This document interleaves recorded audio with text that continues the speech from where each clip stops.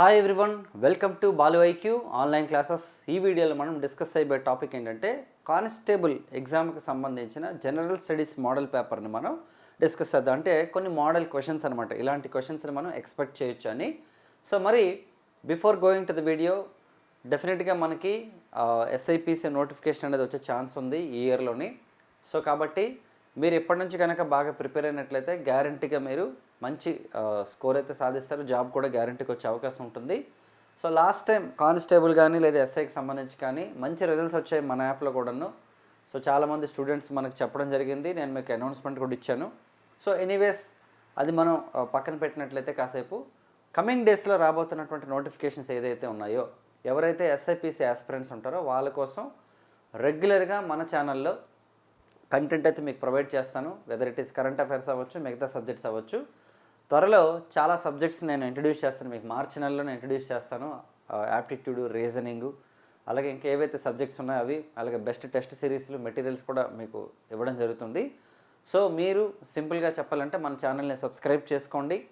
అలాగే మన app Balu IQ app ఏదైతే ఉందో దాన్ని డౌన్లోడ్ చేసి పెట్టుకోండి. ఓకే, డెఫినెట్గా మంచి కంటెంట్ అనేది మీకు మంచి రీజనబుల్ ప్రైసెస్లో నేను మీకు ప్రొవైడ్ చేయడం జరుగుతుంది.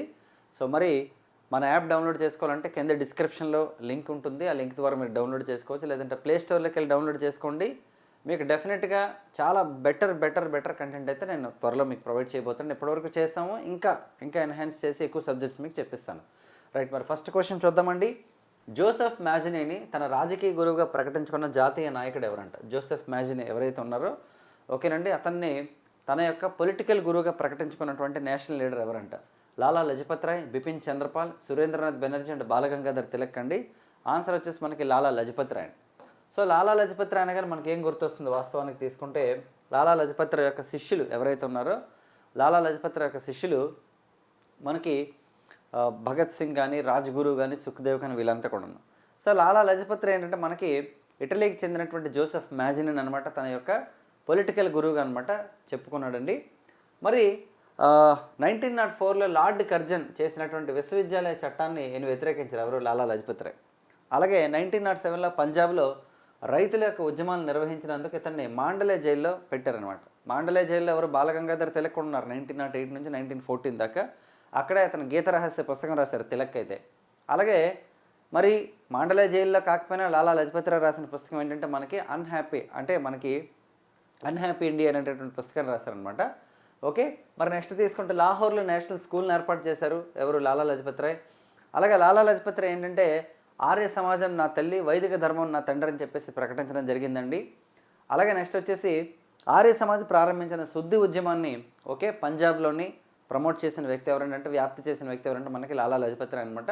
మరి 1928లో సైమన్ గోబ్యాక్ ఉద్యమం సమయంలో సాండర్స్ అనే పోలీస్ కమిషనర్, ఎందుకంటే స్కౌట్ అనే ఆఫీసర్ చెప్తే సాండర్స్ అనే వ్యక్తి అనమాట లాలా లజపత్ రాయ్ మీద, అలాగే వాళ్ళ అనుచరుల మీద లాఠీ చార్జ్ చేయడంతో ఈయన మరణిస్తారండి. సో ఆ తర్వాత ఎవరైతే హెచ్ఆర్ఏ మెంబర్స్ ఉన్నారో, హిందుస్థాన్ రిపబ్లిక్ అసోసియేషన్ మెంబర్స్ అయిన చంద్రశేఖర్ ఆజాద్, అలాగే భగత్ సింగ్, రాజ్గురు, సుఖ్దేవ్ వీళ్ళంతా కలిపి ఏంటంటే ఆ సాండర్ని చంపేస్తారనమాట, సాండర్స్ని.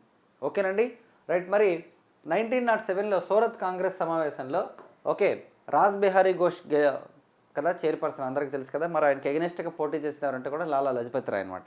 ఇది కూడా చాలా ఇంపార్టెంట్. మరి 1920లో కలకత్తాలో జరిగిన భారత జాతీయ కాంగ్రెస్ సమావేశానికి అధ్యక్షత వహించారంటే మనకి కలకత్తాలో జరిగినటువంటి సమావేశం ఏంటంటే మనకి టెంపరీ సమావేశం ఒకటి జరిగిందనమాట. దేని గురించి అంటే మనకి సహాయ నిరాకరణ ఉద్యమానికి సంబంధించి. ఎందుకంటే తర్వాత విజయరాఘవాచారి గారి అధ్యక్షత నాగపూర్లో కూడా జరిగింది 1920 డిసెంబర్ సమావేశం. చాలా important. Lala Lajpat Rai definitely created most impact అనమాట. మరి అలాగే బ్రిటిష్ వాళ్ళకి ఇతనంటే అసలు నచ్చలేదన్నమాట. ఎందుకంటే వాళ్ళకి ఎగెనిస్ట్గా చాలా పోరాటాలు చేశారు దేశం యొక్క స్వతంత్రం కోసం మనకి. మరి ఈయన ఏమన్నారంటే వాళ్ళు మోస్ట్ డేంజరస్ కాన్స్పిరేటర్ అని చెప్పేసి వాళ్ళు చెప్పారనమాట. అత్యంత అపాయకరమైన కుట్రదారుడిని ఎవరినన్నారు బ్రిటిష్ వాళ్ళు అంటే లాలా లజపత్ రాయ్ అండి. ఇతను రాసిన పుస్తకం అన్హ్యాపీ ఇండియా. రైట్. సో మరి నెక్స్ట్ క్వశ్చన్ చూద్దామండి. స్వదేశీ వస్తువుల ప్రోత్సాహానికి, విదేశీ వస్తువుల బహిష్కరణకి స్వదేశీ బంధన్ సమితిని ఎవరు ప్రారంభించారంట? స్వదేశీ వస్తువులు అంటే మనకి లోకల్ గూడ్స్ని బాగా మనకి ప్రమోట్ చేసి, అలాగే ఫారెన్ గూడ్స్ ఏవైతే ఉన్నాయో వాటిని వ్యతిరేకించడంలో కీలక పాత్ర పోషించింది ఎవరు? దానికోసం స్వదేశీ బంధన్ సమితిని ప్రారంభించింది ఎవరంట? లాలా లజపత్ రాయ్, బిపిన్ చంద్రపాల్, సురేంద్రనాథ్ బెనర్జీ అండ్ అశ్విని కుమార్ దత్ అండి. ఆన్సర్ వచ్చేసి మనకి అశ్విని కుమార్ దత్ అండి. ఈయన 1897లో జరిగినటువంటి ఓకేనండి 1897లో జరిగినటువంటి ఏదైతే 1897లో జరిగినటువంటి ఏదైతే మనకి కాంగ్రెస్ సమావేశం అమరావతిలో జరిగింది దీన్ని 3 నెలల తమాషాగా ఈయన చెప్పాడనమాట. ఎవరు మనకి అశ్విని కుమార్ దత్. మరి ఎలా సార్ ఈయన ఫేమస్ అంటే మనకి Ashwini Kumar Dutt has become popular during the స్వదేశీ మూమెంట్ 1905లో మనకి వందే మాతర ఉద్యమం జరిగింది కదా. ఆ వందే మాతర ఉద్యమ సమయంలో ఇన్ఫ్యాక్ట్ చెప్పాలంటే స్వదేశీ ఉద్యమం అది, ఎందుకంటే బెంగాల్ డివిజన్ జరిగినందుకు ఎగనిస్ట్గా స్టార్ట్ అయింది ఆ మూమెంట్. అండ్ ఇంకోటి ఏంటంటే మనకి first national movement against the British government అనమాట. సో మరి మొట్టమొదటి జాతీయ ఉద్యమం అది యాక్చువల్లీ మనకి భారతదేశంలోనే. మరి ఆ ఉద్యమాన్ని వందే మాతర ఉద్యమంగా మార్చింది ఎవరు, వందే మాతరం అనే పేరుని ఎవరు పెట్టారంటే అశ్విని కుమార్ దత్తే పెట్టారనమాట. Okay, very very important. So next చూడండి అమ్మా. ఓకే రైట్, ఉభయ సభల సంయుక్త సమావేశం పరిధిలోకి వచ్చే బిల్ ఏంటంట. మీకు అన్ని క్వశ్చన్స్ ఇచ్చాను ఇందులోని, హిస్టరీ, పాలిటీ, అలాగే economy, science and technology, geography అన్ని క్వశ్చన్స్ కూడా ఉన్నాయి. మోస్ట్లీ మోడల్ పేపర్ అంటే అలాగే చేస్తాం కదా మనం. మీకు త్వరలో కొత్త ఫ్యాకల్టీస్ని కూడా మీకు ఇంట్రడ్యూస్ చేస్తాను మన యాప్లోని. ఓకే, అంటే రిమైనింగ్ సబ్జెక్ట్స్ నేను చెప్తున్న సబ్జెక్ట్స్ కాకుండా ఇతర సబ్జెక్ట్స్ ఏవైతే ఉంటాయో వాటికి మీకు కొత్త ఫ్యాకల్టీని యూట్యూబ్లోని అలాగే యాప్లో కూడా కొత్త వాళ్ళని ఇంట్రడ్యూస్ చేస్తున్నాను. కంటెంట్ అంతా కూడా మనం చేంజ్ చేయడం కూడా జరుగుతుంది. కొత్త కొత్త టెస్ట్ సిరీస్లు మనకి మెటీరియల్స్ కూడా వస్తాయి. డెఫినెట్గా జాబ్ ఓరియంటెడ్గా, అంటే ఇప్పటివరకు కూడా మనం వేళకి చేసాం, కాకపోతే సబ్జెక్ట్స్ లిమిటెడ్గా పెట్టామన్నమాట. ఇప్పుడు మీకు జాబ్ ఓరియంటెడ్గా మంచి కంటెంట్. ఓకేనండి. సో మీరు మరీ మిగతా సబ్జెక్ట్స్కి మీరు బయటకి ఎక్కడికి వెళ్ళకుండా మన దాంట్లోనే బ్రహ్మాండంగా మీకు కంటెంట్ రెడీ చేస్తున్నాం. సో కాబట్టి మీ ఫ్రెండ్స్కి కూడా షేర్ చేయండి మన యాప్. మరి ఉభయ సభల సంయుక్త సమావేశం పరిధిలోకి వచ్చే బిల్ ఏంటంటే కాన్స్టిట్యూషన్ అమెండ్మెంట్ బిల్లా, ద్రవ్య బిల్లా, సాధారణ బిల్లా, బడ్జెట్ బిల్లా. అంటే ఉభయ సభల సంయుక్త సమావేశం అంటే ఏంటమ్మా, according to the article 108 of the constitution president of India ఓకేనండి కండక్ట్స్ జాయింట్ సెషన్ అండి. అకార్డింగ్ టు ద ఆర్టికల్ 108 మనకి రాష్ట్రపతి మనకి జాయింట్ సెషన్ కండక్ట్ చేయడం జరుగుతుందనమాట. మరి జాయింట్ సెషన్ ఏదైతే ఉందో, ఓకే, ఈ జాయింట్ సెషన్ ఏదైతే ఉందో ఆ జాయింట్ సెషన్ని ఓకేనండి ఎవరు కండక్ట్ చేస్తారు, రాష్ట్రపతి గారు. కాకపోతే దానికి అధ్యక్షత వహించేది ఎవరంటే మనకి స్పీకర్ ఆఫ్ ద లోక్సభ అనమాట యాక్చువల్లీ. అయితే మరి జాయింట్ సెషన్ కండక్ట్ చేయడానికి అవకాశం లేనివి ఏంటని అడుగుతున్నారు ఇక్కడ ఆప్షన్స్. రాజ్యాంగ సవరణ బిల్లు కండక్ట్ చేయలేరు అంటే ఎస్, కండక్ట్ చేయలేరు. ఎందుకంటే కాన్స్టిట్యూషన్ అమెండ్మెంట్ బిల్ అనేది ఓన్లీ పార్లమెంట్ ఉభయ సభలకి వర్తిస్తుంది. కాన్స్టిట్యూషన్ మనకి ఎందుకంటే జాయింట్ సెషన్లో ఓకే సింపుల్ మెజారిటీ ఉన్న బిల్లు మాత్రం వెళ్తాయి అనమాట, స్పెషల్ మెజారిటీ బిల్స్ వెళ్ళవు. అది ఫస్ట్ ఇంపార్టెంట్ మనం గుర్తుపెట్టుకోవాలి. సో కాబట్టి రాజ్యాంగ సవరణ బిల్లు కరెక్టే. ద్రవ్య బిల్లులు అంటారా, ద్రవ్య బిల్లు అంటే ఏంటి, మనీ బిల్ అండి. According to the article 110 of the constitution ప్రకారం తీసుకుంటే మనకి ఇదైతే 368 110 ప్రకారం ఏంటండి అంటే money bill should be introduced only in Lok Sabha with prior permission of president of India. రాష్ట్రపతి గారు అనుమతితో ముందు లోక్సభలోనే పెట్టాలి బిల్లుని. రాజ్యసభలో మరి పెట్టరాస్తారంటే రాజ్యసభలో కూడా పెడతారు, కానీ ఒకవేళ రాజ్యసభ రిజెక్ట్ చేసినా ఎలాంటి ఫరక్ పడదనమాట. ఎందుకంటే మనీ బిల్ మీద పూర్తి అధికారాలు లోక్సభకే ఉంటాయి. మరి అక్కడ ఉభయ సభల సంయుక్త సమావేశం పెట్టి ప్రయోజనం ఏముంది, కాబట్టి దానికి వర్కౌట్ అవ్వదు. బడ్జెట్ బిల్ కూడా సేమ్, ఎందుకంటే బడ్జెట్ బిల్ కూడా లోక్సభ ఆమోదిస్తే చాలు, రాజ్యసభ 14 రోజులు ఆమోదించాలి, లేదంటే ఆమోదించినట్టు కౌంట్ చేస్తారు. మరి ఏ బిల్లులకు వర్తిస్తుంది అంటే సాధారణ బిల్లుకి మాత్రమే. ఓకేనండి, సాధారణ బిల్లు మాత్రం రాజ్యాంగ సవరణ బిల్లులు కానీ లేదంటే మనకి money bills, budget bills, vote an account కాకుండా సాధారణ బిల్లు ఏవైతే ఉంటాయి సింపుల్ మెజారిటీ బిల్స్ అన్నింటికి కూడాను ఉభయ సభల సంయుక్త సమావేశం పెట్టచ్చు. సార్ మరి భారతదేశంలో ఎప్పుడైనా పెట్టారా అంటే ఎస్, 1961లో ఫస్ట్ టైం పెట్టారండి. 1961లో మనకి వరకట్న నిషేధ చట్టం తీసుకొచ్చింది గవర్నమెంట్ ఆఫ్ ఇండియా.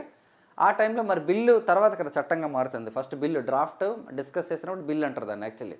ఆ డిస్కషన్స్లో ఉన్నప్పుడు కొంత కాంట్రవర్సీ వస్తే ఏం చేశారంటే అప్పుడు ఓకేనండి దాన్ని ఉభయ సభల సంయుక్త సమావేశంలో పెట్టి సింపుల్ మెజారిటీ ద్వారా ఆమోదించారు. ఇన్ఫ్యాక్ట్ చెప్పాలంటే జాయింట్ సెషన్కి వెళ్ళింది అంటే ఇంచుమించు అది ఆమోదం పొందినట్టే. ఎందుకు సార్ జాయింట్ సెషన్కి వెళ్తే ఎలా అయిపోతుందంటే జాయింట్ సెషన్లో ఏంటి, లోక్సభ మెంబర్స్ ఉంటారు ఫుల్గా, రాజ్యసభలో ఉన్న వాళ్ళు ఉంటారు. జనరల్గా ఏంటంటే గవర్నమెంట్కి రాజ్యసభలో కనుక బలం తక్కువ ఉంటే, ఎందుకంటే లోక్సభ బలంతోనే గవర్నమెంట్ ఉంటుంది కాబట్టి అందరూ కలిసినప్పుడు ఏంటంటే ఆ బలం తగ్గిపోతుంది ఆటోమేటిక్గా. అంటే ఆ బలం ఏంటి పెరుగుతుంది. ఇన్ఫ్యాక్ట్ చెప్పాలంటే ప్రతిపక్షానికి బలం తగ్గిపోతుంది, బిల్ ఈజీగా పాస్ అయిపోతుంది అనమాట. సో 1961లో వరకట్న నిషేధ చట్టం విషయంలోని, రెండోది 1978లో బ్యాంకింగ్ రెగ్యులేషన్ బిల్ అండి. బ్యాంకింగ్ రెగ్యులేషన్ చట్టం విషయంలో కూడా పెట్టారండి మొరార్జీ దేశాయ్ గారు ప్రధానమంత్రి అప్పుడు. మరి 2002లో పోటా అంటే ఏంటి, ప్రివెన్షన్ ఆఫ్ టెర్రరిజం యాక్టివిటీస్ అండి. ఆ టైంలో అటల్ బిహారీ వాజ్పేయి గారు ప్రధానమంత్రి అనమాట. అయితే ఇక్కడ గుర్తుపెట్టుకోవాల్సిన విషయం అంటే ఫస్ట్ టైం మనకి నెహ్రూ గారు ప్రధానమంత్రి. మరి ఈ 3 బిల్లులు పెట్టినప్పుడు ఓటు వేసినటువంటి పార్లమెంట్ సభ్యుడు ఎవరు, who was the parliament member cost is vote. ఓకేనండి, ఇన్ ద 3 సెషన్స్ అని అడిగితే ఎవరు అన్నది మీరు కింద ఆన్సర్ పెట్టండి మీకు తెలిస్తే. ఈ 3 సమావేశాల్లో కూడా ఓటు హక్కు వినియోగించుకున్న పార్లమెంట్ సభ్యులు ఎవరు అనేది మీకు తెలిసి ఆన్సర్ పెట్టండి, నేను పెడతాను తర్వాత మీకు. ఇదివరకు కూడా చెప్పాను, అందుకని క్వశ్చన్ అడుగుతున్నాను మీకు. మరి నెక్స్ట్ క్వశ్చన్ చూద్దామండి. సర్పంచ్కి సంబంధించి క్రింది వల్ల సరికానిదైనట్టు which of the following is not true with respect to the sarpanch. సాధారణ ఓట్లతో ప్రత్యక్ష పద్ధతిలో ఎన్నుకోబడతారట. సర్పంచ్ ఎన్నికలు పార్టీ ప్రాతిపదికన ఉండవంట. సాధారణ రిజర్వేషన్ సర్పంచ్కి వర్తించదంట. సర్పంచ్ల అవిశ్వాస తీర్మానం ద్వారా తొలగించలేరట. ఓకేనండి. సో వాస్తవానికి తీసుకుంటే ఫస్ట్ స్టేట్మెంట్ కరెక్ట్ అండి. ఎందుకంటే భారతదేశంలో అన్ని పొజిషన్స్ కూడా ఎవ్రీ పొజిషన్ అనేది ఎవరి ద్వారా వస్తుంది? ఇండైరెక్ట్గా వస్తుంది. ఇప్పుడు ప్రధానమంత్రి తీసుకుంటే మనకి లోక్సభ సభ్యుల మెజారిటీ ద్వారా ఎన్నుకోబడతారు, డైరెక్ట్గా పబ్లిక్ ఎన్నుకోరు. ప్రధానమంత్రి క్యాండిడేట్ని కూడా ఆయన ఎంపీగా ఎన్నుకున్నప్పుడు, మన ప్రైమ్ మినిస్టర్ ఆఫ్ ఇండియా ఉన్నారు, ఆయన ఎంపీగా ఫస్ట్ లోక్సభకి ఎన్నికైనప్పుడు అక్కడ లోకల్లో ఉండే లోక్సభ నియోజకవర్గ ప్రజల ద్వారా ఎన్నికవుతారు. ఓకే, రాజ్యసభ అనుకోండి నామినేట్ అవుతారు. రాజ్యసభకి అయితే ఏదో ఒక పొలిటికల్ పార్టీ ద్వారా అనమాట నామినేట్ అవ్వరు, ఎలక్ట్ అవ్వబడతారు. ఓకే, నామినేట్ అంటే రాష్ట్రపతి గారు చేస్తారనుకోండి. మరి సర్పంచ్ ఎన్నికలు పార్టీ ప్రాతిపదికన నిర్వహించబడవు. ఎగ్జాక్ట్లీ అండి. ఎందుకంటే సర్పంచ్ అంటే పంచాయతీ ఎలక్షన్స్ అనేది పార్టీ ప్రాతిపదికన ఉండవు. మరి ఇక్కడ ఇదేంటి సార్ అంటే లోక్సభ మెంబర్స్ ద్వారా ప్రధానమంత్రిని, ఎమ్మెల్యేల ద్వారా ముఖ్యమంత్రిని, జడ్పీటీసీ మెంబర్స్ ద్వారా జడ్పీ చైర్మన్ని, ఎంపీటీసీ మెంబర్స్ ద్వారా ఎంపీపీని మనం ఎన్నుకుంటాం సాధారణంగా. అలాగే మున్సిపల్ చైర్మన్ అయితే కౌన్సిలర్స్ ద్వారా, మేయర్ అయితే కార్పొరేటర్ల ద్వారా ఎన్నుకవుతారు. అందరూ కూడా ఇండైరెక్ట్ ఎలక్షన్, సింగిల్ పొజిషన్ అన్నప్పుడు. బట్ సర్పంచ్ మాత్రం డైరెక్ట్గా పబ్లిక్ ఎన్నుకుంటారు. మన సర్పంచ్ ఎవరో మనం డైరెక్ట్గా ఓటేయచ్చు. ఓకే, అండ్ ఎక్కడ తీసుకుంటే సర్పంచ్ ఎన్నికలు పార్టీ ప్రాతిపదికన ఉండవు. ఎందుకంటే పంచాయతీ ఎన్నికలు అన్నీ కూడా ఏంటండి అంటే ఇండివిజువల్ సింబల్స్ ఉంటాయన్నమాట. అంతేగాని పొలిటికల్ పార్టీస్ ఇన్వాల్వ్ అవ్వ అందులో. ఇన్ఫ్యాక్ట్ అశోక్ మెహతా కమిటీ చెప్పింది, ఓకే సర్పంచ్ ఎన్నికల్లో కూడా పార్టీ ప్రాతిపదిక రాజకీయ పార్టీలు ఇన్వాల్వ్ అవ్వాలని చెప్పేసి. బట్ అది ఇంప్లిమెంటేషన్ అవ్వలేదు. ఓకే, పార్టీ ప్రాతిపదికన ఉండవండి, ఇండివిజువల్ గుర్తులు ఉంటాయి. సాధారణ రిజర్వేషన్ సర్పంచ్ స్థానాలకు వర్తించాయి. ఎందుకు వర్తించాయి? 100% వర్తిస్తాయి, రిజర్వేషన్స్ వర్తిస్తాయండి. అందుకనే మనకి 5 ఏళ్ళకి ఒకసారి ఎలక్షన్స్ వచ్చినప్పుడు అక్కడ ఆ స్థానం అనేది ఏ కేటగిరీకి కేటాయించారు, ఓపెన్ కేటగిరీకా లేకపోతే ఉమెన్కి కేటాయించారా, లేదంటే షెడ్యూల్డ్ కాస్ట్ షెడ్యూల్డ్ ట్రైబ్సా, లేదంటే బీసీలా అన్నది ఇక్కడ డిసైడ్ చేస్తారు వాస్తవానికి. సో కాబట్టి సర్పంచ్ స్థానాలకి వర్తిస్తాయి రిజర్వేషన్స్. సర్పంచ్ని అవిశ్వాస తీర్మానం ద్వారా తొలగించలేదు, ఇది కూడా కరెక్టే. సర్పంచ్ని తొలగించలేరు, ఉప సర్పంచ్ని తొలగించవచ్చు. ఎవరు? వార్డు మెంబర్లు. అది కూడా 4 years తర్వాత పెట్టాలి అవిశ్వాస తీర్మానం, అక్కడ కూడా వేరే విషయం. కానీ సర్పంచ్ని రిమూవ్ చేయాలంటే ప్రజలు ఎన్నుకున్నారు కాబట్టి ఓకే అతను అవిశ్వాస తీర్మానం ద్వారా తీయలేరంటే అతను కానీ ఆమెను కానీ ఎవరు తీయాలంటే చెక్ పవర్ కనుక మిస్యూజ్ చేసి, ఎందుకంటే పంచాయతీ డబ్బులు ఉంటాయి కదా, దానికి సంబంధించిన చెక్ అధికారాలు అన్నీ కూడా ఎవరు అంటే సర్పంచ్కి ఉంటాయి. కొన్ని దగ్గరలో సర్పంచ్ ఉప సర్పంచ్ రాష్ట్రాల్లోనే, ఎందుకంటే రాష్ట్ర ప్రభుత్వం చేసుకున్న చట్టం బట్టి ఉంటుంది. కొన్ని దగ్గరలో సర్పంచ్తో పాటు పంచాయతీ సెక్రటరీకి కూడా ఉంటాయి అనమాట అధికారులు చెక్ పవర్ విషయంలో. కొన్నిసార్లు ఓన్లీ సర్పంచ్కి మాత్రం ఉంటాయి. అలా చెక్ పవర్ కనుక మిస్యూజ్ అయితే కలెక్టర్ రిమూవ్ చేసే అధికారం ఉంటుందన్నమాట యాక్చువల్లీ, ఆ జిల్లా కలెక్టర్ ఎవరైతే ఉంటారో. సో కాబట్టి ఆన్సర్ వచ్చేసి 3. నెక్స్ట్ క్వశ్చన్ చూడండి. ఇదంతా మీరు చదువుకోవచ్చు, నేను మీకు మన టెలిగ్రామ్ ఛానల్లో పోస్ట్ చేస్తాను, బాలుఐక్యూ టెలిగ్రామ్ ఛానల్లో. మరి చూడండి, పిగోవియన్ పన్ను అంటే ఏంటంట? పిగోవియన్ పన్ను చెడు ప్రభావాలు తగ్గించే నష్ట నివారణ చర్యల్లో భాగంగా వేసే పన్ను, వస్తువుల యొక్క ఉత్పాదకత మీద వేసే పన్ను, వస్తువులు మరియు సేవల ఎగుమతిపై వేసే పన్ను, అంతర్జాతీయ లావాదేవీలపై వేసే పన్ను అంట. ఓకేనండి. చూడండి, సాధారణంగా తీసుకుంటే చెడు ప్రభావాలు తగ్గించే నష్ట నివారణ చర్యలు వేసే పన్నే మనకి పిగోవియన్ పెన్ అంటారు అనమాట యాక్చువల్లీ. ఓకేనండి. ఇది ఏంటంటారు మనకి కంపెన్సేషన్ ట్యాక్స్ అనొచ్చు దీన్ని యాక్చువల్లీ. మనం మిగతా ఆప్షన్స్ కూడా నేను చెప్తాను చూడండి. పిగోవియన్ అనేది సమాజానికి లేదా పర్యావరణానికి హాని కలిగించే వస్తువులు సేవలపై ప్రభుత్వం వేసేటటువంటి పన్ను. దీని ప్రధాన ఉద్దేశం కాలుష్యం లేదా హానికరమైన కార్యకలాపాల వల్ల జరిగే సామాజిక ఖర్చులు. ఏదంటే ఇప్పుడు ఏదైనా ఒక ఫ్యాక్టరీ స్టార్ట్ అయింది, దానివల్ల పొల్యూషన్ వచ్చింది అనుకోండి, దాని నుంచి ఎక్స్ట్రా ట్యాక్స్ కలెక్ట్ చేస్తుంది గవర్నమెంట్. ఎందుకంటే దాన్ని కంపెన్సేట్ చేసి అక్కడ చెట్లు పెంచడం కానీ, మీరు ఎక్కువ చూస్తే టౌన్షిప్లో చూస్తారు. టౌన్షిప్లు ఏంటి, సాధారణంగా తీసుకుంటే ఏవైనా సరే ఫ్యాక్టరీస్ ఏదైనా ఎస్టాబ్లిష్ చేసినప్పుడు పెద్దవి వాళ్ళు ఏం చేస్తారంటే అక్కడ ఉన్న ఎంప్లాయీస్ అందరూ కూడా అక్కడ ఉండే విధంగానే టౌన్షిప్ కడతారు. కానీ అక్కడ నుంచి చాలా పొల్యూషన్ బయటకు వస్తుంది కాబట్టి దాన్ని రెడ్యూస్ చేయడం కోసం ఏం చేస్తారంటే చెట్లు పెంచుతారు, పార్కులు, వాటరింగ్ చేస్తారు, చాలా చేస్తారనమాట యాక్చువల్లీ. సో కాబట్టి అటువంటిది మనకి ఏంటమ్మా ఈ పిగోవియన్ ట్యాక్స్ కింద మనం చెప్పొచ్చు అనమాట అలాంటిది. ఓకేనండి. నెక్స్ట్ తీసుకుంటే దీన్ని సిన్ ట్యాక్స్ అని కూడా అంటారండి. నిర్ణీత లక్ష్యం కాలుష్యం, పొగాకు, మద్యం మరియు అధిక కార్బన్ ఉద్గారాలు, అంటే ఎక్కువ కార్బన్ ఉద్గారాలు కనుక రిలీజ్ అయితే ఎమిషన్స్ అంటారు కదా దాన్ని, అవి ఎక్కువ రిలీజ్ అయినప్పుడు కూడా ఈ పన్ను వసూలు చేస్తారు. ప్రయోజనం ఏంటిది, హానికరమైన అలవాట్ల లేదా ఉత్పత్తిని తగ్గించడానికి ప్రేరేపిస్తుంది. అంటే ఏంటి, ఎక్కువ ఎమిషన్స్ రిలీజ్ చేస్తే ఏమవుతుంది, ట్యాక్స్ ఎక్కువ పడుతుంది కాబట్టి అది తగ్గించుకోవడానికి ట్రై చేస్తుంది కంపెనీ. అలా కాకుండా ఫ్రీగా వదిలేస్తారనుకోండి, కంపెనీ కూడా పట్టించుకోదు, పొల్యూషన్ అనేది పెరిగిపోతుంది, పబ్లిక్ హెల్త్ అనేది డిస్టర్బ్ అవుతుంది అనమాట. మరి ఈ పన్నును బ్రిటిష్ ఆర్థికవేత్త ఆర్థర్ సి పిగు ప్రతిపాదించారు, అందుకని దీనికి ఆ పేరు వచ్చింది. Very very important. పిగు పన్ను, పిగోవియన్ పన్ను ఏంటండి అంటే బ్రిటిష్ ఎకనమిస్ట్ అయినటువంటి పిగో అనేటటువంటి పర్సన్ చెప్పడం వల్ల అనమాట ఇది వచ్చింది. ఓకేనండి, రైట్. మనం మిగతావి చూద్దాం ఒకసారి. వస్తువుల ఉత్పాదకత మీద వేసే పన్ను యాక్చువల్లీ ఎక్సైజ్ డ్యూటీ అంటారండి దీన్ని. యాక్చువల్లీ ఎక్సైజ్ ట్యాక్స్ అంటారు, లేదా ఎక్సైజ్ డ్యూటీ అంటాం అనమాట. వస్తువుల ఉత్పత్తి మీద వేస్తారు, ఇప్పుడు జిఎస్టీలో ఉంది ఇది.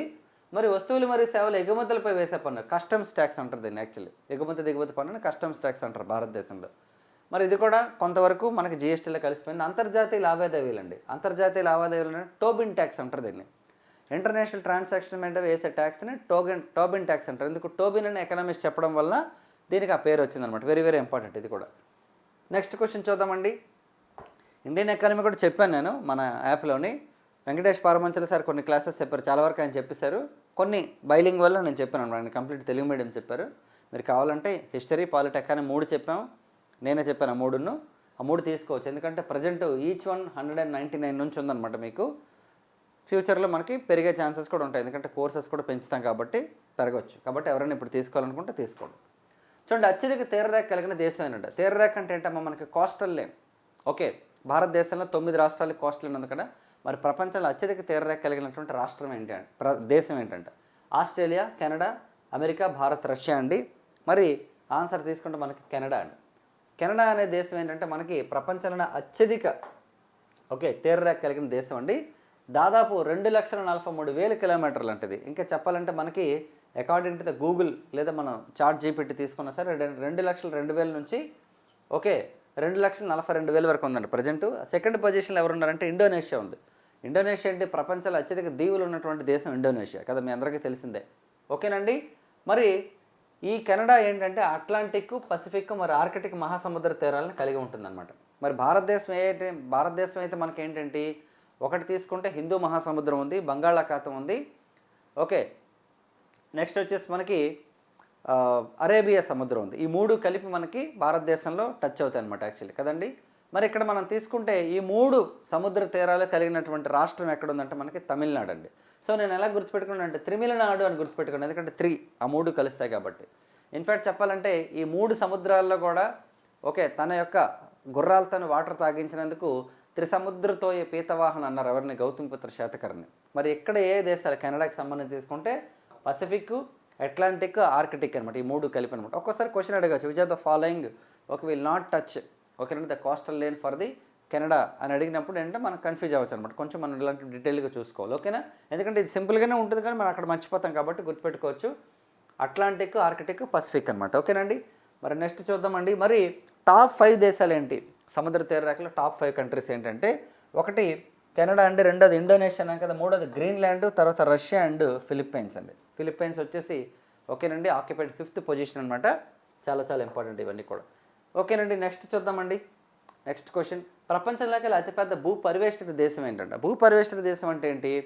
భారతదేశంలో అయితే భూపరివేష్టిత రాష్ట్రాలను చదువుతాం మనం, ఎందుకంటే అంతర్జాతీయ సరిహద్దు అంటే ఇంటర్నేషనల్ బార్డర్ కానీ లేదంటే సముద్ర తీరరేఖ లేకపోతే వాటిని ఏమంటారంటే మనకి భూపరివేష్టిత రాష్ట్రాలు అంటారు. కానీ దేశానికి సరిహద్దు లేకుండా ఉండదు కదా, కాబట్టి దేశాలని కంపేర్ చేసినప్పుడు ఓన్లీ కోస్టల్ లైన్ మాత్రమే చెప్తారనమాట. అంటే ఏ దేశానికైతే సముద్ర తీరరేఖ ఉండదో, కేవలం భూభాగాలే ఉంటాయి చుట్టూ, దాన్ని భూపరివేష్ట అంటే భూమితో కప్పబడినటువంటి దేశం. భూపరివేష్ట అంటే ల్యాండ్ లాక్డ్ అంటారు, ల్యాండ్తో లాక్ అయిపోయింది, వాటర్ ఉండదు అక్కడ. అంటే వాటర్ పూర్తిగా ఉండదంటే వాటర్ ఉంటుంది కానీ సముద్ర తీరరేఖ ఉండదు వాటికి. అలాంటి దేశం ఏది లార్జెస్ట్ అంటే? ఆప్షన్స్ చూద్దాం. భారతదేశం, కంబోడియా, కజకిస్తాన్, కెనడా. ఇప్పుడే మనం చెప్పాం భారతదేశంకి కెనడాకి సముద్ర తీరరేఖలు ఉన్నాయి కాబట్టి ఆప్షన్స్ 2 తీసుకోవచ్చు. ఆన్సర్ ఏంటి? కంబోడియా, కజకిస్తాన్లో ఉందండి. కజకిస్తాన్ అంటే దీని క్యాపిటల్ వచ్చేసి అస్తానా అనమాట. మరి చూద్దామండి, ఇక్కడ కూడా టాప్ 5 కంట్రీస్ చెప్తాను నేను మీకు. ప్రపంచంలోనే అతిపెద్ద భూపరివేష్టిత దేశం కజకిస్తాన్ అండి. ఇది సుమారు 2.7 మిలియన్ చదరపు కిలోమీటర్ల వైశాల్యంతో ప్రపంచంలోనే 9వ స్థానంలో ఉందండి. అంటే వైశాల్యం పరంగా, ఏరియా పరంగా తీసుకుంటే లార్జెస్ట్ కంట్రీ. ఎందుకంటే వైశాల్యం పరంగా రష్యా పెద్దది, కజకిస్తాన్ 9th పొజిషన్లో ఉందంట మనకి. ఓకేనండి, మరి ఈ దేశం చుట్టూ రష్యా ఉంది, చైనా ఉంది, దేశాలు ఉన్నాయన్నమాట. కానీ సముద్ర తీరం లేదు వీళ్ళకి. మరి ప్రపంచంలో లార్జెస్ట్ ల్యాండ్ లాక్డ్ అంటే అతిపెద్ద భూపరివేష్టిత దేశాలు ఏంటంటే అక్కడ మనకి కజకిస్తాన్ అండి, మంగోలియా, చాద్ అనేది ఏంటంటే ఎక్కడ ఉందంటే మనకి ఆఫ్రికా దేశం అనమాట. లార్జెస్ట్ ఆఫ్రికాలోనే అతిపెద్దది అనమాట చాద్ అనేది. తర్వాత నైగర్ ఉందండి, మాలి ఉందండి. ఇవన్నీ కూడా ఏంటంటే మనకి ఇవన్నీ కూడా ల్యాండ్ లాక్డ్ కంట్రీస్ అనమాట. టాప్ 5 దేశాలు ఇవి. ఓకే, ఇందాక మనం ఏం చెప్పుకున్నాం, టాప్ 5 కంట్రీస్ మనం ఏదంటే మనం తీరరేఖ రేఖలను చెప్పాం. ఇది వచ్చేసి ల్యాండ్ లాక్డ్ అనమాట, వెరీ వెరీ ఇంపార్టెంట్. నెక్స్ట్ చూడండి, విద్యుత్ సంస్కరణల కోసం హితేన్ భయ్యా కమిటీని నియమించిన ఉమ్మడి ఆంధ్రప్రదేశ్ రాష్ట్ర ముఖ్యమంత్రి ఎవరంట? విద్యుత్ సంస్కరణలు అంటే ఏంటంటే మనకి reforms related to the power supply అంటే మనకి ఇప్పుడు ఏపీ జెన్కో, ఏపీ ట్రాన్స్కో ఉన్నాయి కదా, ఇవి అప్పట్లో అనమాట. యాక్చువల్లీ అప్పుడు కలిసి ఉండేవి. తర్వాత ఈ కమిటీ రికమెండేషన్స్ మేరకు మనకు మోస్ట్లీ డివిజన్ జరిగిందనమాట. మరి ముఖ్యమంత్రి అంటే అప్పుడు ఉమ్మడి రాష్ట్రంలో అనమాట, ఉమ్మడి ఆంధ్రప్రదేశ్ ఉన్నప్పుడు 1956 నుంచి 2014 మధ్యలో మరి ఎవరు చేశారో చూద్దాం. వైఎస్ రాజశేఖర రెడ్డి, నారా చంద్రబాబు నాయుడు, కొణిజేటి రోసయ్య అండ్ నల్లారి కిరణ్ కుమార్ రెడ్డి అండి. మరి ఆన్సర్ వచ్చేసి బి అనమాట, సిబిఎన్ గారు. సో మరి సిబిఎన్ గారు ఎప్పటి నుంచి ఎప్పటికి రూల్ చేశారు మనకి? సిబిఎన్ గారు ఉమ్మడి ఆంధ్రప్రదేశ్లో 95 నుంచి 2004 వరకు ఉన్నారు ఆయన సీఎంగా. సో ఆ టైంలో ఆయన 9 ఇయర్స్ పాటు చీఫ్ మినిస్టర్గా ఉన్న టైంలోనే ఆయన హితేన్ భయ్యా కమిటీ వేశారండి. అది వచ్చేసి విద్యుత్ సంస్కరణలు. చాలాసార్లు అడిగారు గ్రూప్ 2 ఎగ్జామ్లో మనకి. ఇది యాక్చువల్లీ ఏపీ ఎకానమీలో భాగంగా అడుగుతుంటుంది. సో మీకు కూడా ఏపీ ఎకానమీ ఉంటుంది. ఒకవేళ టీఎస్ వాళ్ళకి కూడా ఎప్పుడైనా అడిగే ఛాన్స్ ఉందన్నమాట. యాక్చువల్లీ ఇదివరకు అడిగారేమో మరి. ఇప్పుడు చూడండి, చంద్రబాబు నాయుడు హయాంలో క్రింది కమిటీలు ఏర్పాటు చేయాలి. ఇంకా కొన్ని కమిటీలు ఏంటంటే, ఒకటి హితేన్ భయ్యా కమిటీతో పాటు కోనేరు రామకృష్ణారావు కమిటీ అండి. గుర్తుపెట్టుకోండి, కోనేరు రంగారావు కమిటీ అయితే వైఎస్ఆర్ గారి టైంలో అండి మనకి భూ సంస్కరణల అమలు కోసం 2004లో భూ సంస్కరణలు ఎలా అమలు చేయాలనే దాని మీద మనకి కోనేరు రంగారావు గారి కమిటీ చాలా ఫేమస్ కమిటీ అది. కోనేరు రామకృష్ణారావు కమిటీ అయితే మనకి హయ్యర్ ఎడ్యుకేషన్కి సంబంధించింది. అలాగే గంగోపాధ్యాయ కమిటీ ఏంటండి, పాలనా ఖర్చు తగ్గించడం కోసం, అంటే పరిపాలన అంటే పబ్లిక్ అడ్మినిస్ట్రేషన్ యొక్క ఖర్చు ఎలా తగ్గించాలనే దాని మీద గంగోపాధ్యాయ కమిటీ. ఇవన్నీ ఇంపార్టెంట్. మరి రాజశేఖర రెడ్డి గారు ఎప్పటి నుంచి ఉన్నారు ముఖ్యమంత్రిగా మనకి? ఆయన 2004 నుంచి 2009 వరకు ఉన్నారండి. 2009లో సెకండ్ టైం గెలిచారు. కానీ దురదృష్టవశాత్తు ఏంటంటే 2009 సెప్టెంబర్ 2 జరిగినటువంటి హెలికాప్టర్ ప్రమాదంలో ఆయన మరణించారనమాట. ఆయన మరణం తర్వాత మనకి 2009 నుంచి 2011 వరకు కూడా కొణిజేటి రోసయ్య గారు ముఖ్యమంత్రిగా ఉన్నారండి. ఆయన తర్వాత కిరణ్ కుమార్ రెడ్డి గారు 2011 నవంబర్ నుంచి 2014 వరకు ఉన్నారనమాట, ఫిబ్రవరి ఎండింగ్ వరకు. ఓకేనా, రైట్. సో మరి నెక్స్ట్ క్వశ్చన్ చూద్దామండి. క్రింది ప్రకటనలను పరిశీలించండి. 10,000 హెక్టార్ల కంటే ఎక్కువ ఆయకట్టు ఉన్న ప్రాంతం భారీ నీటిపారుదల ప్రాజెక్ట్ అంటారంట. అంటే మనకి 10,000 హెక్టార్లు, ఒక హెక్టార్ అంటే ఎంత, దాదాపు 2.4 ఎకరాలు అనమాట. అలాంటి 10,000 హెక్టార్లు ఉంటే ఆయకట్టు ప్రాంతం అంటే అంత ప్రాంతాన్ని కనుక నీరు ఇవ్వగలిగే కెపాసిటీ ఉన్న ప్రాజెక్ట్ అయితే దాన్ని భారీ నీటిపారుదల ప్రాజెక్టులు అంటారంట. మరి 2,000 నుంచి 10,000 హెక్టార్ల మధ్య ఉన్న ఆయకట్టు ప్రాంతాన్ని ఏమంటారంటే మధ్య తరహా ప్రాజెక్టులు అంటారంట. 2,000 నుంచి 5,000 వరకు. చిన్న తరహా ప్రాజెక్టులు అయితే ప్రధాన నదుల మీద నిర్మిస్తారంట, చిన్న తరహా ప్రాజెక్టులు. సో మరి పై ప్రకటనలు ఏవి కరెక్ట్ అన్నారు? 1, 2 కరెక్టా, 2, 3 కరెక్టా, 1, 3 కరెక్ట్ అన్నారు ఇక్కడ మనకి. సో ఇక్కడ మనం అబ్జర్వ్ చేస్తే చిన్న తరహా ప్రాజెక్టులకి పెద్ద నదులు అక్కర్లే. చిన్న తరహా ప్రాజెక్టులు మనకి అంత రేంజ్లో ఉండవు కాబట్టి మనకి అక్కర్లేదు. సో కాబట్టి 1, 2 కరెక్ట్. ఎందుకంటే 10,000 హెక్టార్లకి వాటర్ ఇవ్వాలి అంటే ఖచ్చితంగా అది ప్రధాన నదులకే సాధ్యం అవుతుంది కాబట్టి చిన్న నదులకి అంత అవసరం ఉండదు కాబట్టి ఆన్సర్ వచ్చేసి ఇక్కడ 1 and 2 అండి. మరి 2,000 హెక్టార్ల లోపు ఉండాలి ఇవైతే. మరి భారతదేశంలో నీటిపారుదలను బేస్ చేసుకొని 1978లో ఒక ప్రాజెక్టు కల్పించే నీటిపారుదల విస్తీర్ణాన్ని బట్టి ప్రాజెక్టులు 3 రకాలు. 1978 అంటే మనకి మొరార్జీ దేశాయ్ గారి టైంలో అనమాట. ప్రాజెక్టులు అనేవి ఎలా ఉండాలి? భారీ ప్రాజెక్టులు, మధ్య తరహా ప్రాజెక్టులు, అలాగే మనకి చిన్న ప్రాజెక్టులు. సో మీకు తెలిసినటువంటి చిన్న ప్రాజెక్టులు, మీరు ఏ డిస్ట్రిక్ట్కి చెందిన వాళ్ళు అయితే మీ డిస్ట్రిక్ట్లో ఏమైనా సరే ప్రాజెక్టులు ఉంటే ఆ ప్రాజెక్టులు ఏ నది మీద ఉందో మీరు కామెంట్ పెట్టండి కింద. మరి భారీ తరహా ప్రాజెక్టులు చెప్పాం, 10,000 హెక్టార్లను ప్రధాన నదులపై నిర్మిస్తారు. మధ్య తరహా అయితే 2,000 నుంచి 10,000, 2,000 కంటే తక్కువ అయితే మనకి చిన్న తరహా ప్రాజెక్టులు. ఉదాహరణకు వచ్చేసి బావులు, గొట్టపు బావులు, చెరువులు, లిఫ్ట్ ఇరిగేషన్ పథకాలన్నీ కూడా చిన్న తరహా ప్రాజెక్టుల కిందకి వస్తాయన్నమాట. ఏదైనా సరే భారతదేశంలో మనకి ఇరిగేషన్ అనేది చాలా చాలా ఇంపార్టెంట్. ఓకేనండి, ఇరిగేషన్ అంటే మనకి నీటి సదుపాయం కల్పించామన్నమాట. యాక్చువల్లీ నీటిపారుదల పథకాలను ఇరిగేషన్ అంటాం మనం, చాలా చాలా ఇంపార్టెంట్. జలయజ్ఞం అనే కార్యక్రమం స్టార్ట్ అయింది అప్పట్లో రాజశేఖర రెడ్డి గారు ముఖ్యమంత్రిగా ఉన్నప్పుడు. అలాగే తర్వాత కాలంలో కూడా చేశారు. అలాగే కేసీఆర్ గారు ముఖ్యమంత్రిగా ఉన్నప్పుడు కూడా జనరల్గా ఏ ముఖ్యమంత్రి ఉన్నా సరే వాటర్ ప్రాజెక్టులు అనేవి స్టార్ట్ అవుతూ ఉంటాయన్నమాట. ఓకేనండి, రైట్. మరి చూద్దామండి. సో క్రింది ప్రకటనలను పరిశీలించని అన్నారు ఇక్కడ మనకి. సో మీకు కొంచెం పెద్ద క్వశ్చన్ ఉండబట్టి నేను ఇంగ్లీష్లో ఇవ్వలేదు, ఎందుకంటే బోర్డు అంతా అయిపోతుంది, మీకు క్వశ్చన్ కనబడదని. సో మనకి టిపాయిముక్ అనే ప్రాజెక్టు బరాక్ అనే నదిపై ఉందంట. అలాగే ఈ ప్రాజెక్టు మహారాష్ట్రలో ఉందంట. ఈ ప్రాజెక్టు ప్రధానంగా జల విద్యుత్ ఉత్పత్తి మరియు వరద నియంత్రణ లక్ష్యాలతో రూపొందించారంట. సో క్వశ్చన్ ఏంటంటే మనకి ఈ ప్రాజెక్ట్ అనేది మహారాష్ట్రలో కాదండి, మణిపూర్లో ఉందన్నమాట. సో సెకండ్ స్టాట్మెంట్ రాంగ్ అనమాట. 1 and 3 అయితే ఆన్సర్ అనమాట. సో మరి ఇక్కడ తీసుకుంటే టిపాయిముక్ ప్రాజెక్ట్ అనేది మణిపూర్ రాష్ట్రంలో ప్రతిపాదించిన ఒక బహుళ ప్రయోజనాల జనవనరుల ప్రాజెక్టు. అంటే మనకి మణిపూర్లో దీనికి ప్రతిపాదన ఉందన్నమాట. మరి దీని యొక్క ముఖ్య వివరాలు తీసుకుంటే మనకి నది అని బరాక్ నది అనమాట. బరాక్ అనే నది మీద ఉంది. మరి మణిపూర్ అంటే మనకు తెలుసు కదా ఏంటి, ఈశాన్య రాష్ట్రాల్లో ఒకటది. మరి చురచాంద్పూర్ అనే జిల్లా దగ్గరలో ఉంది యాక్చువల్లీ. దీని విద్యుత్ ఉత్పత్తి అయితే మనకంటే విద్యుత్ ఒకటే కాదు, చాలా అనమాట యాక్చువల్లీ. ఓకే, మనకి హైడ్రో పవర్ ప్రాజెక్టుతో పాటుగా నెక్స్ట్ మిగతా విషయాలు కూడా, అంటే వరద నియంత్రణ చేయడం కానీ, లేదంటే నీటిపారుదల ఇరిగేషన్ కానీ, యాక్చువల్గా మంచినీటి సరఫరా ఇది కూడా అన్నీ ఉన్నాయన్నమాట. సో మరి ఈ ప్రాజెక్టుపై పర్యావరణ ప్రభావం మరి స్థానిక ప్రజల పునరావాస అంశాలపై తీవ్రమైన వ్యతిరేకత ఉందండి. ఈ ప్రాజెక్ట్ అనేది కొంత కాంట్రవర్షియల్ ఉందన్నమాట. అలాగే ఇది బరాక్ నది బంగ్లాదేశ్కి ప్రవహించే కారణంగా అంతర్జాతీయ అంశం కూడా ఉందన్నమాట. ఈ బరాక్ రివర్ ఏంటంటే బంగ్లాదేశ్ వైపు కూడా వెళ్తుంది అనమాట. ఒక మణిపూర్ రాష్ట్రానికి బంగ్లాదేశ్ సరిహద్దు లేకపోయినప్పటికీ అక్కడున్న నది రివర్ ఏదైతే ఉందో దగ్గరలో ఉన్నది బంగ్లాదేశ్కి కూడా వెళ్తుంది అనమాట. అందుకని చెప్పేసి ఓకే, దీని మీద కొంతవరకు వివాదం ఉందన్నమాట. ఓకేనండి, రైట్. నెక్స్ట్ చూడండి అమ్మా, ఇంటర్నెట్ అభివృద్ధికి పునాది వేసిన ఏఆర్పానెట్. ఓకేనండి, ఏఆర్పీ నెట్ అనేది క్రింది వాళ్ళలో ఏది సరైందంట. ఎందుకంటే ప్రపంచంలో ఇంటర్నెట్ని ప్రారంభించిన దేశం ఏదని క్వశ్చన్ అడిగారు అనుకోండి, మీకు ఇది సరిపోతుంది. ఎందుకంటే ఇప్పుడు ఇంటర్నెట్ చాలా విస్తృతంగా ఉంది, మనకి 5G కూడా వచ్చేసింది అనమాట. ఓకే, మరి చూద్దామండి. 1989లో బ్రిటన్లో ప్రారంభించారంట. 1969లో అమెరికాలో స్టార్ట్ అయిందంట. ఐక్యరాజ్య సమితి ఆధ్వర్యంలో స్టార్ట్ అయిందంట. పూర్తిగా ప్రైవేట్ సంస్థ ద్వారా ప్రారంభించిందంట. ఓకే, సరైనది ఏదని అడిగారు ఇక్కడ మనకి. చూడండి, సరైనది ఏంటంటే అమెరికాలో స్టార్ట్ అయిందండి 1969లో. ఓకే, ఇంటర్నెట్ అనేది ఫస్ట్ అమెరికాలో స్టార్ట్ అయిందనమాట. ఓకే, సో 1969తో మనకి చాలా అసోసియేట్ అయినాయి, మనందరికి తెలిసిందే కదమ్మా. ఏంటంటే 1969లో ఇస్రో ఎస్టాబ్లిష్ చేశారు. అలాగే దాదా సాహెబ్ ఫాల్కే అవార్డు స్టార్ట్ అయింది. ఎకానమీ నోబెల్ అవార్డు 1969లో స్టార్ట్ అయింది. అలాగే నీల్ ఆమ్స్ట్రాంగ్ చంద్రుడి మీదకి వెళ్ళడం 1969. అలాగే మనం మల్టిపుల్ చెప్పుకొని, అలాగే 14 బ్యాంక్స్ నేషనలైజేషన్ కూడా మనకు 1969లోనే జరిగింది. ఇవన్నీ కూడా 1969 అండి. దాంతో పాటు ఇంకా ఏం జరిగిందంటే మనకి ఓకే, ఇంటర్నెట్ ప్రారంభం కూడా 1969తోనే అసోసియేట్ ఉందన్నమాట. మరి ఇది అమెరికా రక్షణ శాఖ యుఎస్ డిపార్ట్మెంట్ ఆఫ్ డిఫెన్స్ ఆధ్వర్యంలో ప్రారంభమైందండి. మరి ఏఆర్పానెట్ అనే తర్వాత ఆధునిక ఇంటర్నెట్గానే అభివృద్ధి చేశారు మనకి. అంటే దీని తర్వాత మనకి మోడర్న్ ఇంటర్నెట్ అనేది వచ్చిందనమాట మనకి. సో నెక్స్ట్ క్వశ్చన్ చూద్దాం. ఆమ్ల వర్షానికి సంబంధించి క్రింది వల్ల సరైనది ఏది? Which of the following is true with respect to the మనకి యాసిడ్ రెయిన్. ఒకే ఒక ప్రాంతానికి పరిమితమై ఉంటుందంట. ఇది కేవలం వర్షం రూపంలో పడుతుందంట. ఇది ఒక దేశం నుంచి మరో దేశానికి వ్యాపించగలదంట. pH విలువ 7 కంటే ఉన్నప్పుడు ఆమ్ల వర్షం ఏర్పడుతుందంట. మరి ఆమ్ల వర్షానికి సంబంధించి క్రింది వల్ల సరైనది ఏంటని అడిగారు ఇక్కడ మనకి. ఓకే, సరైనది ఏంటంటే ఇది ఒక దేశం నుంచి మరో దేశానికి వ్యాపిస్తుందండి యాక్చువల్లీ. ఓకేనండి, ఇది ఒక దేశం నుంచి మరో దేశానికి, అయితే స్టేట్మెంట్లు రాంగు.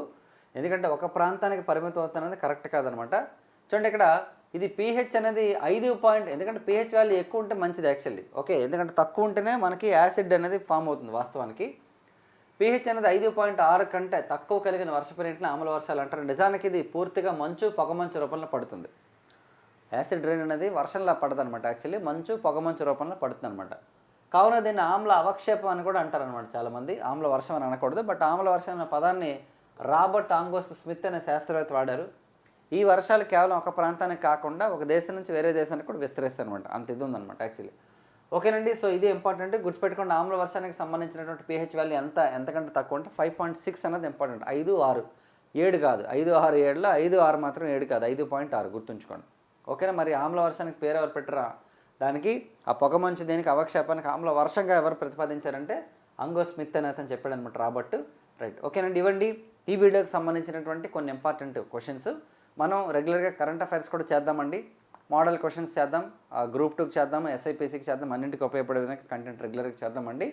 ఈ 2-3 డేస్ అంటే మేము 4-5 డేస్ పడినట్టు ఉందని మీకు వీడియో పెట్టలేదు, బట్ ఇక్కడ నుంచి 100% రెగ్యులర్గా వీడియోస్ వస్తాయి. లైవ్ క్లాసెస్ కూడా స్టార్ట్ అవుతాయి యూట్యూబ్లో త్వరలోనే. అలాగే నాతో పాటు రిమైనింగ్ ఫ్యాకల్టీస్ని కూడా నేను మీకు మార్చ్ మంత్లోనే ఇంట్రడ్యూస్ చేస్తాను. ఓకే, రీజనింగ్, అర్థమెటిక్, ఓకేనండి. అలాగే జనరల్ సైన్స్ అండ్ ఇంకేమైనా సబ్జెక్టులు కూడా మీకు కావాలనుకుంటే కూడా మనం ఇంట్రడ్యూస్ చేద్దాం. ఓకే, కింద కామెంట్ బాక్స్లో పెట్టండి మీ ఒపీనియన్ అనేది. ఓకే, సో క్లాస్ ఎలా ఉంది లైక్ చేయండి. అలాగే డిస్క్రిప్షన్లో లింక్ ద్వారా మన యాప్ని డౌన్లోడ్ చేసి ఉంచండి. డెఫినెట్గా మీకు చాలా కంటెంట్ ఉంటుంది. ఇప్పుడు ఆల్రెడీ మీరు తీసుకోవాలనుకున్న కంటెంట్ తీసుకోవచ్చు. కమింగ్ డేస్లో చాలా కంటెంట్ అనేది యాడ్ అవుతుంది. సో నెక్స్ట్ వీడియోలో మళ్ళీ కలుద్దాం. Thank you so much and wish all the best.